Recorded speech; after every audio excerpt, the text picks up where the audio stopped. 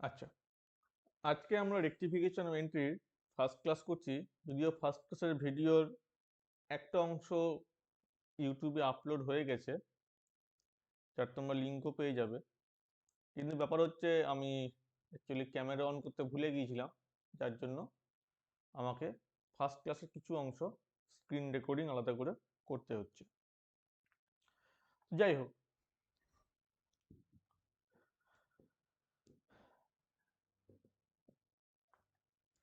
তো rectification error শুরু করার আগে আমি কিছু পুরোনো দিনের পুরোনো কথা নিয়ে কথা বলবো। দেখো, যখন আমরা অ্যাকাউন্টেন্সি শিখেছিলাম ক্লাস 11-এ, ফার্স্ট যখন আমাদের হাতে খড়ি যখন হলো, তখন আমাদের শেখানো হয়েছিল কোনটা ইভেন্ট কোনটা ট্রানজাকশন। মানে বলতে চাইছি যে ইভেন্টের কোন অংশটা ট্রানজাকশন। কারণ আমরা এটা তো প্রত্যেকেই জানি যে যে কোনো ধরনের অ্যাক্টিভিটি হচ্ছে ইভেন্ট, কিন্তু সমস্ত অ্যাক্টিভিটি ট্রানজাকশন নয়। যেমন ধরো, কেউ একজন জল খাচ্ছে, এটা একটা আমরা বলতে পারি জল খাওয়াটা ইভেন্ট, কিন্তু ট্রানজাকশন নয়। কিন্তু যদি আমি বলি সে 10 টাকা দিয়ে জলের বোতল কিনে জল খাচ্ছে, তাহলে ইভেন্টও হচ্ছে আবার ট্রানজাকশনও হচ্ছে। ইভেন্ট এখানে কতগুলো পাচ্ছি আমরা, যদি মোটামুটি ভাবে ধরি, তাহলে আমরা বলতে পারি এখানে আমরা দুটো ইভেন্ট পাচ্ছি। একটা হলো সে 10 টাকা দিয়ে দিল এবং বোতলটা দিয়ে সে জল খেলো। আবার এখানে ট্রানজাকশন করা পাচ্ছি, ট্রানজাকশন আমরা একটাই পাচ্ছি, যদিও সেটা ইভেন্ট। তার মানে আমরা বলতে পারি যে সমস্ত ট্রানজাকশনই ইভেন্ট, কিন্তু সব ইভেন্ট ট্রানজাকশন নয়। তো এই লাইনটা তোমরা নোট করে রাখো, এটা তোমাদের এমসিকিউ হিসাবে কিন্তু আসতে পারে।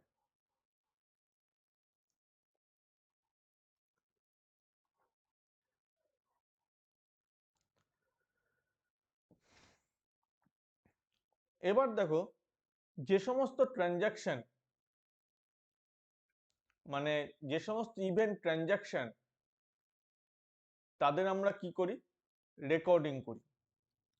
রেকর্ডিংটা আমরা কোথায় করি? আমরা প্রথমে প্রাইমারি বুকে করি, এবং প্রাইমারি বুকে করার পর আমরা সাবসিডিয়ারি বুকে করি। এখন আমাদের প্রাইমারি বুককে আমরা দুভাগে ভাগ করতে পারি, একটা হলো জার্নাল প্রপার, আর একটা হলো সাবসিডিয়ারি বুক। যদিও আমরা ছোটবেলাতে পড়ে এসেছি যে যাবতীয় লেনদেন যখনই হয় তখন তাকে লিপিবদ্ধ করা হয় জার্নালে, কিন্তু বাস্তবে তা হয় না। বাস্তবে কি করা হয়? যাবতীয় লেনদেন লিপিবদ্ধ করার সময় আমরা কি করি না, সাবসিডিয়ারি বুকে আমরা লিপিবদ্ধ করি। আর যে সমস্ত লেনদেন সাবসিডিয়ারি বুকে লিপিবদ্ধ করা যাচ্ছে না, তাদেরকে আমরা জার্নাল প্রপারে আমরা লিপিবদ্ধ করি। এখন আমাদের কাছে রয়েছে 7 রকমের সাবসিডিয়ারি বুক। এসব দেখে নি আমাদের 7 রকমের সাবসিডিয়ারি বুক কি কি রয়েছে। প্রথমে দেখো, যখনই আমাদের ক্যাশ ট্রানজাকশন হয়, তখনই আমাদের কি হয়, বা বলতে পারো যখনই আমার ট্রানজাকশন হয়, একটা ট্রানজাকশন আমরা দুভাবে করতে পারি।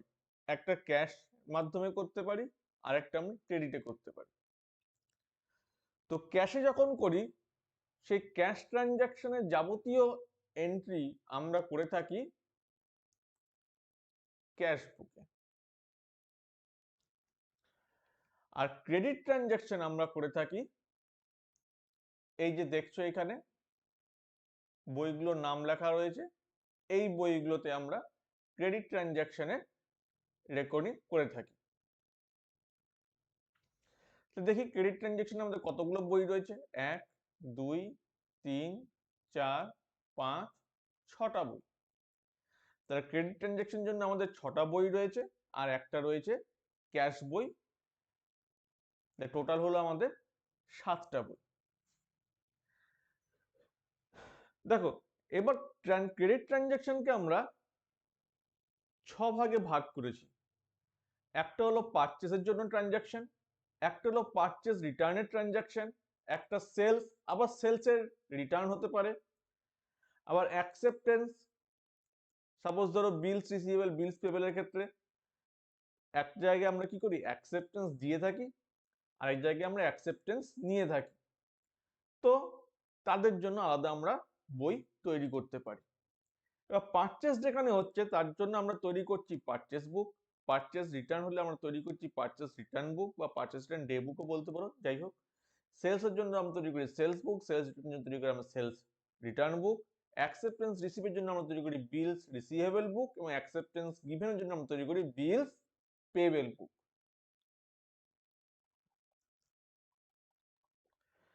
এবার কথা হচ্ছে যে এই যে প্রাইমারিতে যে আমরা যে রেকর্ডিং করছি, প্রাইমারি বুকে যে আমরা রেকর্ডিং করছি, এই রেকর্ডিং এর সোর্সগুলো কোথা থেকে আসে? বিভিন্ন জায়গা থেকে আসতে পারে, ক্যাশ মেমো থেকে আসতে পারে, ইনভয়েস থেকে আসতে পারে, বিলস রিসিভেবল, সব জায়গা থেকে আমাদের আসতে পারে। আর সেকেন্ডারি বইয়ে রেকর্ডিং এর সেকেন্ডারি রেকর্ডিং এর সোর্স হচ্ছে আমাদের প্রাইমারি রেকর্ডিং। তাই প্রাইমারি রেকর্ডিং যদি গন্ডগোল যদি হয়, তাহলে আমাদের সেকেন্ডারি রেকর্ডিং অটোমেটিক্যালি কি হয়ে যাবে, ভুল হয়ে যাবে।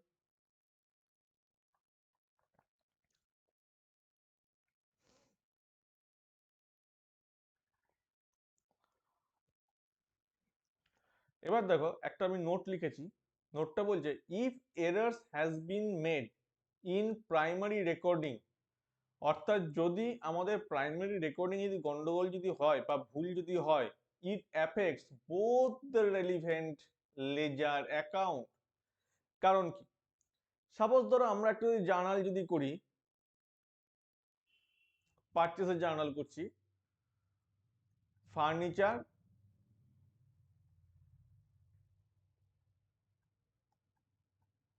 30,000 টাকা দিয়ে পারচেস করা হয়েছে,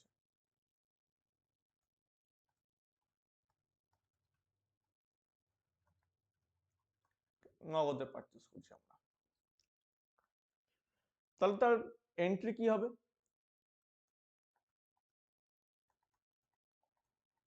furniture account debit two cash account.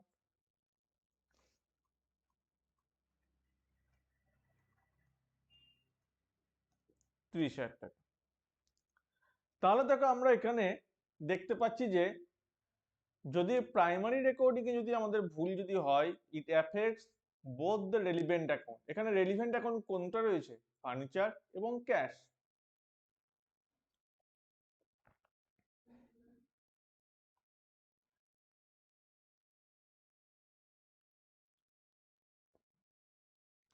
এবার আমি কতগুলো এক্সাম্পল নিয়েছি, সেই এক্সাম্পল গুলো দিয়ে আমরা রেকটিফিকেশন করার চেষ্টা করব।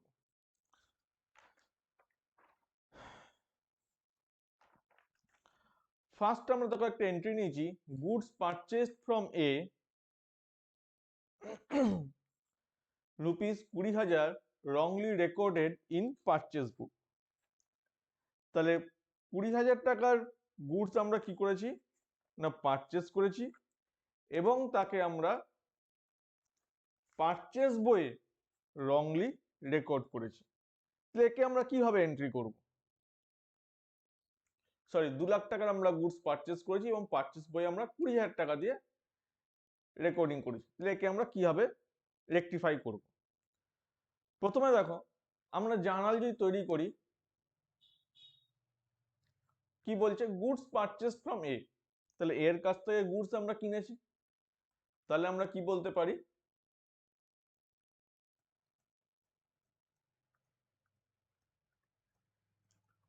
পারচেস অ্যাকাউন্ট ডেবিট টু এ অ্যাকাউন্ট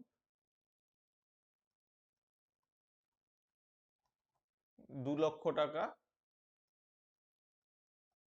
2 লক্ষ টাকা। কিন্তু কি হয়েছে, পারচেস বইয়ে 20,000 টাকাতে রেকর্ডিং হয়েছে। অর্থাৎ আমরা ভুল করে কি কাজ করেছি,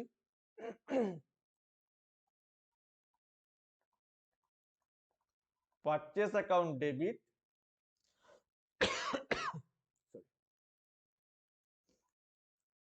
20,000 টু এ account.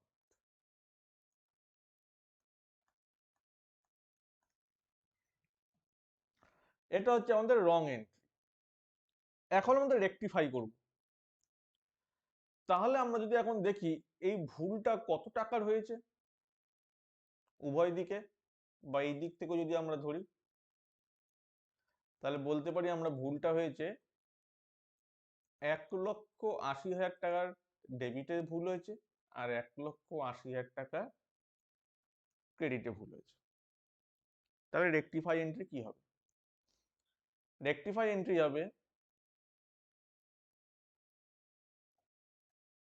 Purchase account debit two এ অ্যাকাউন্ট 1,80,000 টাকা।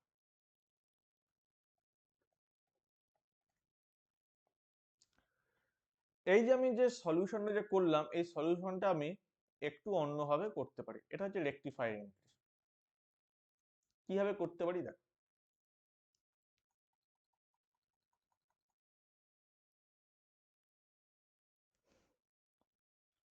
আমরা একটা ট্রায়াল ব্যালেন্স তৈরি করে নিচ্ছি। এইদিকে আমরা ডেবিট ব্যালেন্স গুলো লিখছি, এইদিকে আমরা ক্রেডিট ব্যালেন্স লিখছি। তো প্রথমে দেখো যেটা বলেছে গুডস পারচেজ ফ্রম এ 2,00,000 টাকা। তাহলে আমরা কি লিখব?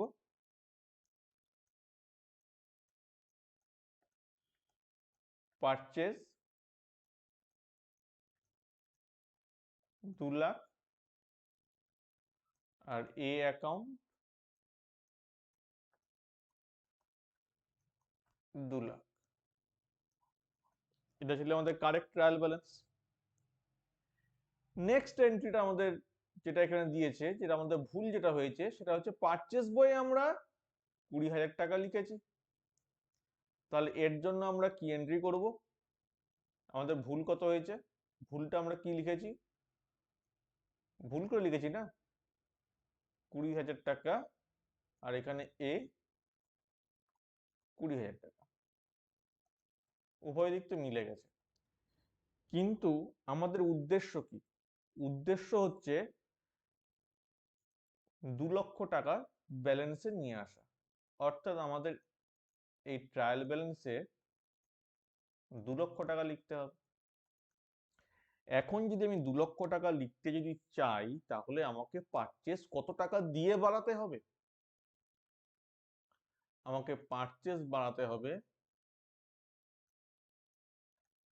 1,80,000 টাকা দিয়ে। আর এই অ্যাকাউন্টকে কত টাকা দিয়ে বাড়াতে হবে? 1,80,000 টাকা। তাহলে আমরা নিউ এন্ট্রিটা কি করব? দেখো পারচেসকে আমরা কত টাকা দিয়ে বাড়াবো?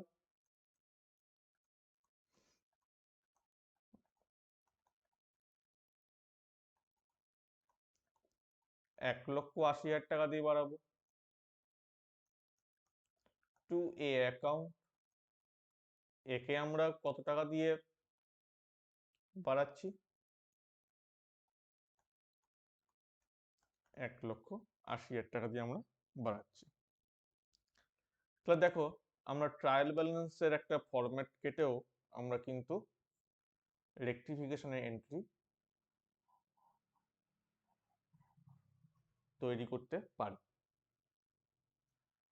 নেক্সট এন্ট্রি দেখো, বলছে goods purchase from B for rupees 2,40,000 wrongly recorded as 24,00,000। এবার আমরা সরাসরি চলে যাচ্ছি ট্রায়াল ব্যালেন্সে।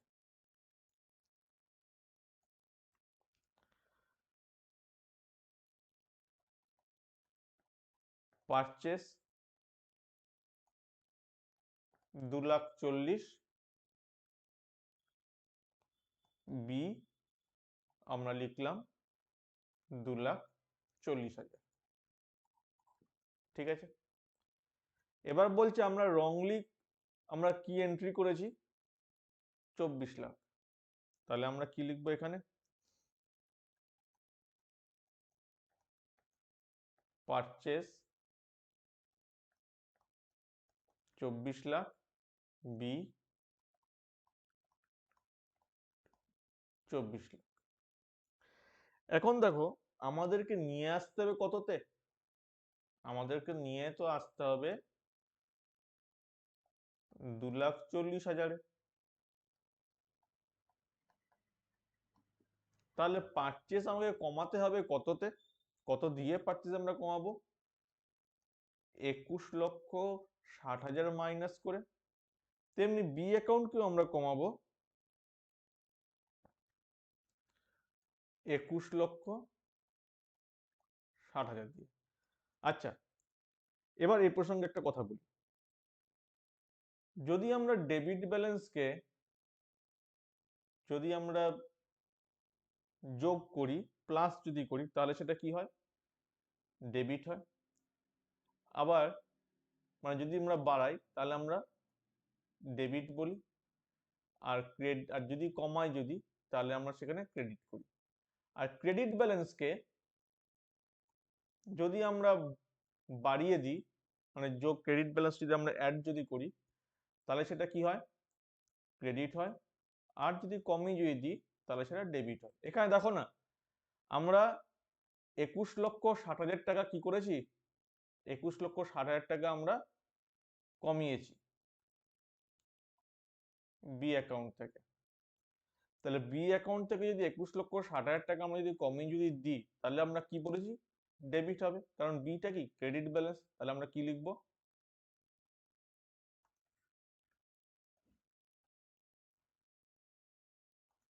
অন্য কালার নিয়ে একটা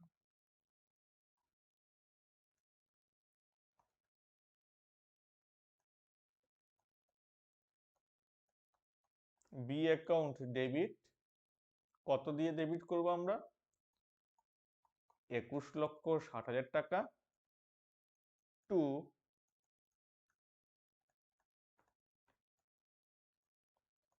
পারচেজ অ্যাকাউন্ট 21,60,000 টাকা। তো দেখো খুব সহজে আমরা কিন্তু এর রেকটিফিকেশন এন্ট্রি আমরা তৈরি করে ফেললাম। নেক্সট আর একটা আমরা এক্সাম্পল নিয়েছি goods sold to X for ₹4,80,000 wrongly recorded at 80,000 in sales book। তাহলে এর এন্ট্রি কি হবে দেখো গুডস আমরা সেল করেছি, তাহলে এর যদি আমরা জার্নাল তৈরি করি তাহলে আমরা কি লিখতে পারি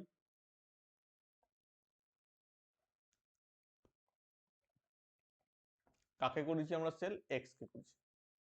তাহলে এক্স অ্যাকাউন্ট ডেবিট 4,80,000 আর এখানে সেলস 4,80,000। প্রথম কাজ আমাদের শেষ হলো।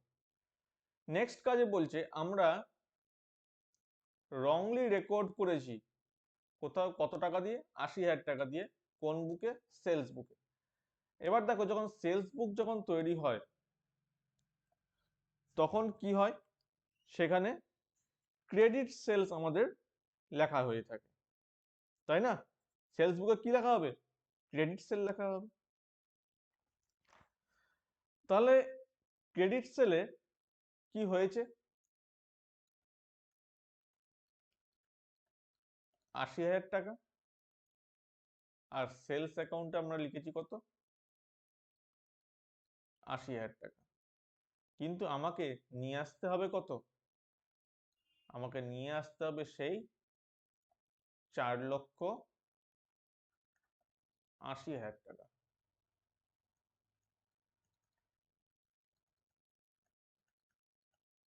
তাই না? আমাকে তো নিয়ে তো আসতে হবে 4,80,000 টাকা। তাহলে আমি কি করতে হবে এখানে অ্যাড করতে হবে।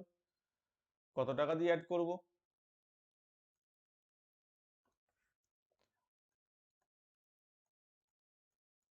4 লক্ষ টাকা দিয়ে অ্যাড করব। সেলসে আমরা কত টাকা অ্যাড করব? 4 লক্ষ টাকা অ্যাড করব। আমি একটু আগে কি বলেছিলাম? ডেবিট ব্যালেন্সকে যোগ করা মানে ডেবিট করা। তাহলে আমরা কি লিখবো এখানে? এক্স অ্যাকাউন্ট ডেবিট 4 লক্ষ টু সেলস অ্যাকাউন্ট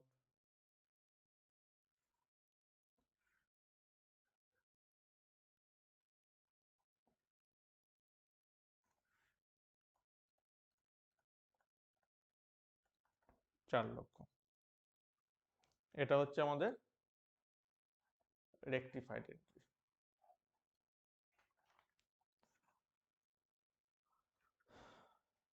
এবার আসি আমরা এক্সাম্পল নাম্বার 4 এ। এখানে কি বলছে দেখো, goods sold to Y for rupees 2,20,000 টাকা রংলি রেকর্ডেড অ্যাট রুপিস 22 লক্ষ টাকা। বেশ, প্রথমে আমাদের কাজ কি হবে? ট্রায়াল ব্যালেন্সটা তৈরি করে নেওয়া এবং তাতে এন্ট্রিটা কারেক্ট এন্ট্রি বসানো, আর ভুল যেটা হয়েছে সেই ভুল এন্ট্রি ট্রায়াল ব্যালেন্সে কি এফেক্ট হবে সেটা বসানো। ফার্স্ট দেখো, গুডস আমরা সেল করেছি ওয়াই কে, তাহলে আমরা কি লিখব?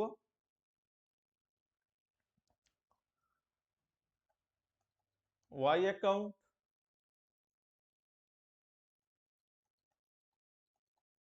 $2,20,000, সেলস অ্যাকাউন্ট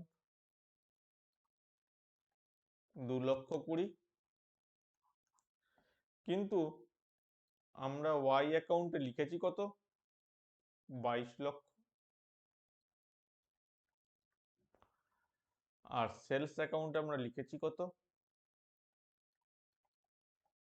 22 লক্ষ। কিন্তু আমাদের নিয়ে আসতে হবে কত? 2,20,000 টাকা। আর এখানেও নিয়ে আসতে হবে আমাদের 2,20,000 টাকা। তার মানে আমাদের এখানে বিয়োগ করতে হবে কত? 19,80,000 টাকা। এখানে আমাদের বিয়োগ করতে হবে কত? 19,80,000 টাকা। আমি কি বলেছিলাম? ক্রেডিট ব্যালেন্সে কমানো মানে তাকে ডেবিট করা। তাহলে আমরা এখানে কি লিখব? সেলস অ্যাকাউন্ট ডেবিট 19,80,000 টাকা। আর ডেবিট ব্যালেন্স কমানো মানে কি? ক্রেডিট করা। তাহলে টু ওয়াই অ্যাকাউন্ট 19,80,000 টাকা। এরপর একটা ছোট্ট একটা ইম্পর্টেন্ট নোট আছে। নোটটা বলছে unless otherwise specifically mention recorded or transfer represent entry in primary recording. দেখো, যদি কিছু বলা না থাকে আর তোমাদের যদি কোশ্চেনে এই রেকর্ডেড এই শব্দটা আর একটা কি বলেছি ট্রান্সফার, এই দুটো শব্দ যদি ব্যবহার যদি করা হয়, তার মানে বুঝে নেবে যে তোমাদের প্রাইমারি রেকর্ডিং এর কথা বলা হচ্ছে। এখানে দেখো কোথাও কিন্তু বলা নেই রংলি রেকর্ডেড রুপিস 22 লক্ষ টাকা অ্যাট প্রাইমারি রেকর্ডিং, কোথাও কিন্তু বলা নেই। কিন্তু যখনই রেকর্ডেড অথবা ট্রান্সফার এই দুটো শব্দ যখনই থাকবে, তার মানে ইমপ্লয়েড এটা যে তোমাকে ধরে নিতে হবে, অ্যাজুম করে নিতে হবে যে এটা প্রাইমারি এন্ট্রি প্রাইমারি রেকর্ডিং এ আমাদের গন্ডগোল হয়েছে। ঠিক আছে, তাহলে এই ছিল প্রথম ভিডিওর প্রথম অংশ, যেটা আমি রেকর্ডিং করতে পারিনি, আমি ক্যামেরা অন করতে ভুলে গিয়েছিলাম, তো সেটা আমি স্ক্রিন রেকর্ডিং তোমাদের জন্য আমি করে দিলাম। এরপরে আছে বাকি অংশটা, এইখান থেকে তোমাদের নেক্সট এই পার্টটা শুরু হয়েছে। তো সেখানে দেখবে অন্য গলায় অন্য একজন পড়াচ্ছে, সেটা কেউ না, সেটা আমি। কারণ তখন আমার প্রচন্ড সর্দি লেগে যায় এবং তার সঙ্গে আমার পুরো নাক বন্ধ, গলা বন্ধ, হ্যাঁ, বুক ভর্তি সর্দি। ফলে তখন আমার জোরে জোরে নিঃশ্বাস প্রশ্বাসনের কত ভিডিওতে আওয়াজ পেলেও পেতে পারো।